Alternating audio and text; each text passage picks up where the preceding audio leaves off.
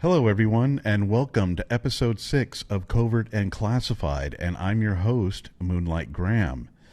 There are many odd and strange stories that have come out of World War II that test one's belief as to whether they are true or false. One of the more truly sci-fi stories I have come across is the one about Die Glocke, or what is known as the German bell. The first time Die Glocke was brought up was in a book by Polish journalist and author Igor Witkowski. In the year 2000, his Polish language book titled The Truth About the Wonder Weapon refers to it as the German bell. Witkowski wrote that he first discovered the existence of Die Glocke by reading transcripts from an interrogation of former German SS officer Jacob Sporenberg. According to Witkowski, he was personally shown the alleged classified transcripts in August of 1997 by an unnamed Polish intelligence contact who said he had access to classified Polish government documents regarding German secret weapons. Witkowski claims that he was only allowed to transcribe the classified documents and was not allowed to make any copies. Although no actual evidence of the veracity of Witkowski's statements has been produced, he maintains what he read in those documents was not only astonishing, but mind-blowing. Witkowski's book certainly had an audience, but it wasn't worldwide since his book was written only in Polish and later translated into German. It wasn't until 1 year later that military journalist and author Nick Cook, who wrote about Die Glocke in his 2001 book titled The Hunt for Zero Point, that the story of the German bell really took off and garnered worldwide attention. Cook described Witkowski's claims of a device called Die Glocke as being engineered by German scientists as a glowing, rotating, bell-shaped contraption rumored to have some kind of anti-gravitational effect. According to Witkowski and Cook, Die Glocke was bell-shaped, about 12 feet high and 9 feet in diameter. It also incorporated two high-speed counter-rotating cylinders filled with a violet-purple, mercury-like substance that was supposedly very radioactive and was codenamed Zerum 525. The strange purple and metallic liquid called Zerum 525 was stored in a tall, thin thermos-like flask that stood about 3 feet high and was encased in lead. Additional substances said to be used in the experiments referred to as light metal and included thorium and beryllium peroxides. The bell device required very large amounts of electricity to start it up and was fed by thick cabling from a nearby power plant. Witkowski describes that when Die Glocke was powered up, that it had an effect zone extending out to 490 to 660 feet. Within that zone, crystals would supposedly form in animal tissue, blood would gel and separate, while plants would decompose into a grease-like substance. The facility in which the bell experiments were conducted in was also severely damaged when the bell was activated. Witkowski also said that 5 of the 7 original scientists working on the project died during the tests due to its high radioactive and toxic nature. In December of 1944, the German bell was moved inside an abandoned mine close to the Czech border that was 1.9 miles southeast in an underground German complex known as Der Ries, or what is also known as the Giant. The German bell was given the highest priority classification by Germany as being decisive for the outcome of the war. This priority classification is the highest known category of secrecy and funding known in the Third Reich. No other known German secret project had this high of a classification. German scientists would chain the bell down in a polygonal-shaped concrete ring framework that has been dubbed the Henge. The bell would apparently try to fly up and away into the sky unless it was chained down to the concrete henge. Towards the end of the war, when the Russian military was nearing closer to the bell's test site, The SS soldiers guarding the secret site were ordered by their superiors to gun down and kill all of the 62 scientists who were working on the German bell so they could not divulge its secrets to anyone else. Under the supervision of the evil Hans Kammler, who was put in command of all German secret wonder weapon projects at this time, he ordered the SS Special Evacuation Commando Unit to evacuate the bell and all documentation that was related to the German bell's construction and operation. This all happened according to Igor Wachowski and Nick Cook, whose books reference the secret documents that Wachowski claims to have read. Yet, no bell or any other accounts of it seem to exist anywhere else.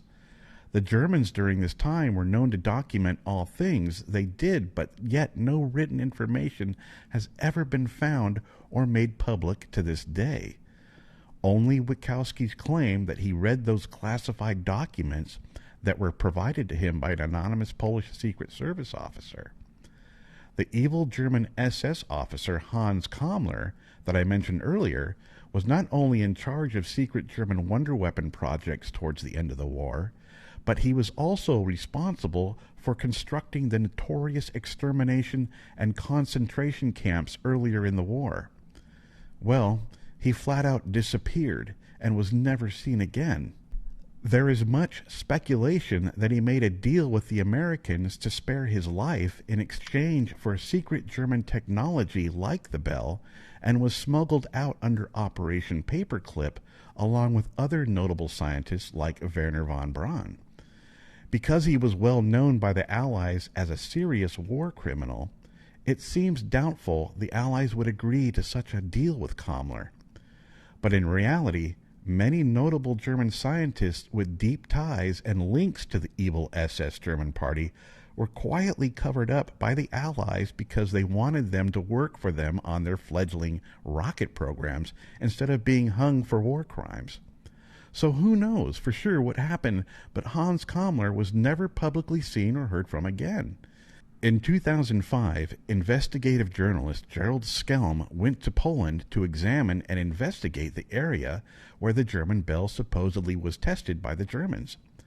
Gerald found the concrete henge structure that was supposedly used to chain the bell to the ground, and he took Geiger counter readings to see if there was any residual radiation on the structure. The readings came up normal. While he was photographing the structure, he noticed a Polish family taking a walk through the area and asked them if they knew the supposed history of the henge and its possible relationship to the German bell. The father laughed and said he had seen the same structure at a power plant nearby.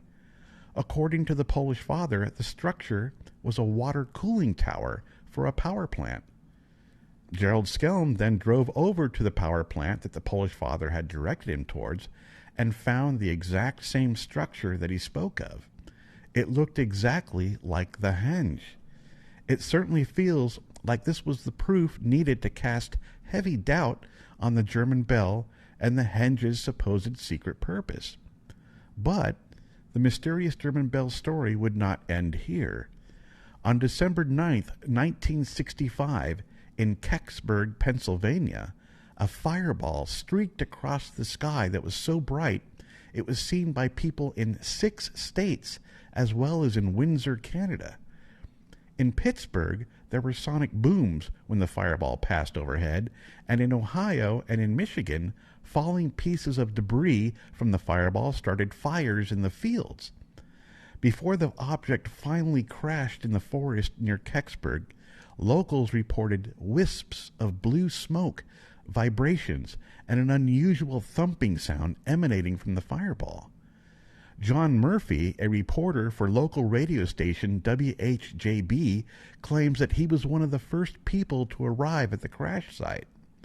Murphy says that when he arrived, he snapped photos of an object in the woods that looked like a giant bronze acorn about the size of a VW Beetle that was covered in markings that looked like Egyptian hieroglyphics. The area where the object landed was immediately sealed off on the order of the U.S. Army. State police officials ordered the area roped off to await the expected arrival of both U.S. Army engineers and scientists to investigate the object. However, after a thorough search of the area, the military and their researchers came up empty-handed. Whatever fell, it mysteriously had disappeared into thin air. The outcry about a government cover-up was immediate by the witnesses who saw it firsthand. John Murphy, the local radio station reporter who was the first on the scene and had taken pictures of the object, was soon visited by the military at his house, whereupon they confiscated his film and photos, which were never made public. Murphy then decided to produce a radio documentary titled Object in the Woods, in which he described the evening in detail and shared his attempts to investigate what really happened. But before the radio piece aired, the U.S. military showed up again and drastically redacted his program. Murphy was never able to tell his story in full. 4 years after the incident, he was killed in a hit-and-run accident while on vacation in California. The person who ran him down and killed him was never caught. A replica of the mysterious acorn-shaped object with hieroglyphs inscribed around its base, as described by Murphy, was constructed for a segment of the TV series Unsolved Mysteries in 1990. It can still be seen in Kecksburg on an elevated podium on a hill adjacent to the fire department. So, what was it, and what happened to it? UFO enthusiasts have pointed out that it closely resembles the German bell and was a possible replica of the original bell that was now being secretly tested by the United States military based on World War II German technology. NASA has suggested it was either a Soviet satellite or a meteor bolide burning up in the atmosphere. In 2005, NASA admitted they had examined what they thought were fragments found at the crash site and felt that it was a downed Soviet satellite, but their records and findings had been conveniently lost in 1987. This strange and mysterious event is now referred to as the Pennsylvania Roswell Incident. And with that final statement, I would like to thank you all for tuning in and listening to this convoluted tale of connecting the dots. Hope you enjoyed the story, and thanks for tuning in to this episode of Covert and Classified. I'm your host, Moonlight Graham, and hope to see you all next time. Take care.